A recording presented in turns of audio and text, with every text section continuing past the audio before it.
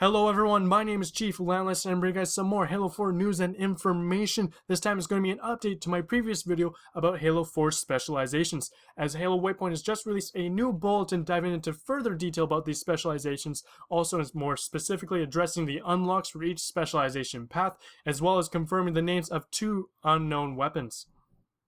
Just a brief recap to clear up some misconceptions. Halo 4 is 50 levels. Once you reach up to level 50, then you are given the option to enlist in specializations. Once you select one though, you must advance through it completely and finish it before you enlist in a different specialization.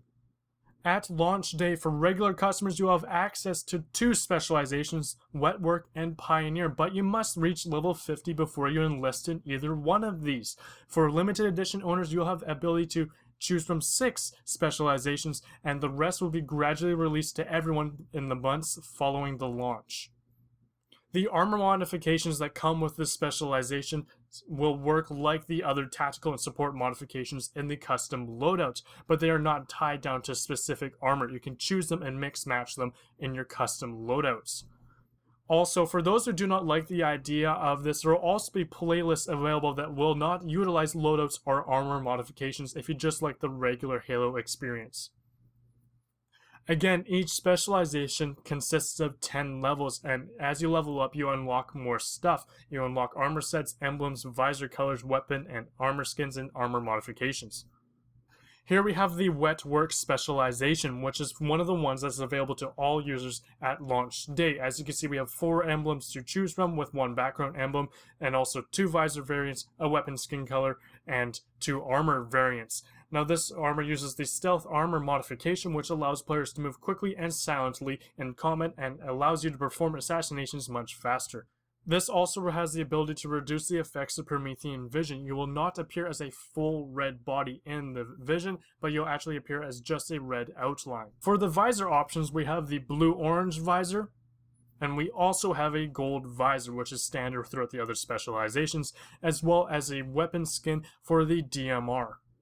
Here we have the Pioneer specialization, which along with Wet Work will be available to all Halo 4 regular users at launch day once you reach level 50, of course.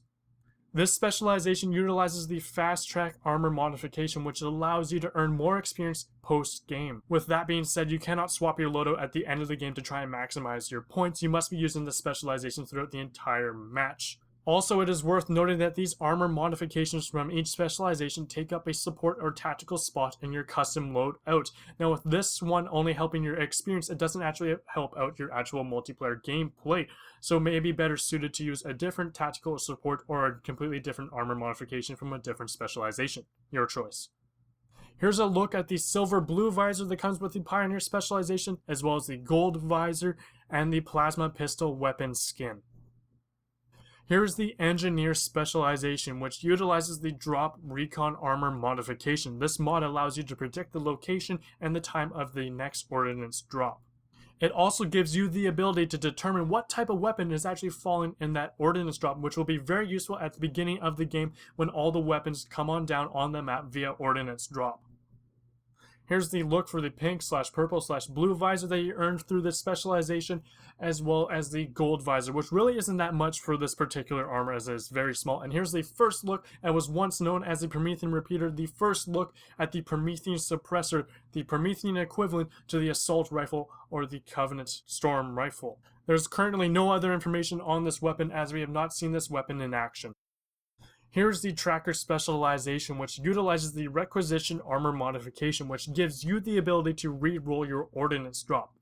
When you get an ordnance drop, you're given 3 choices of either some grenades, some weapons, or some power-ups. Now you select these with the bottom, down, or the right D-pad. Now with this armor ability, you are able to select up on the D-pad and re-roll your ordnance drop. But be warned, as you may get the same ordnance drop with this re-roll, but this is highly unlikely. Here's the first look at the purple visor that you can unlock via this specialization, as well as the gold visor. And here we have for the first time the Promethium Boltshot pistol, a brand new weapon previously referred to as the Promethium pistol, as seen from the UNSC Weaponry Sounds trailer. That is where we first saw this pistol being used and firing what is believed to be some weird yellow fiery discharge, almost being compared to as some sort of flamethrower. We do not know much about this weapon other than it has a magazine capacity of about 10 rounds. And I'll show you guys some footage of the pistol in action from that said trailer.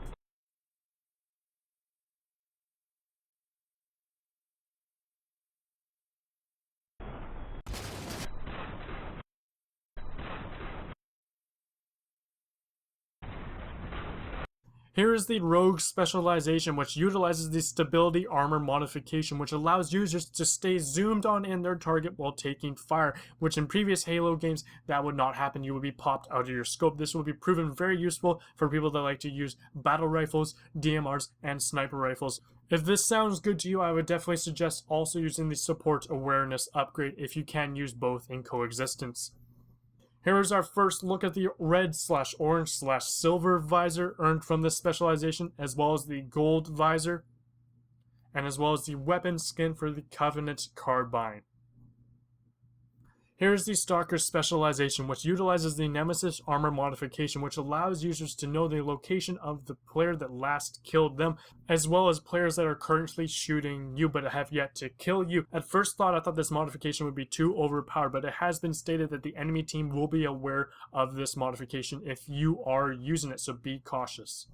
It has also been stated that this specialization will provide the user a short window of intelligence of movements of the enemy team. It is unsure what they actually mean by this at this point. Again, here's a look at the visors that we do earn from the specialization. We have the yellow/green visor as well as the gold visor. We also earn a weapon skin for the battle rifle. Here's the Pathfinder Specialization, which utilizes the Gunner Armor modification, which benefits the player with a faster cooldown time when using a vehicle turret, as well as granting the player a faster speed while holding a detached turret. It may also be stated, but should be very obvious, that you cannot use sprint or armor abilities. Again, here's a look at the orange-green visor granted from the specialization, as well as the gold visor, and a weapon skin for the assault rifle.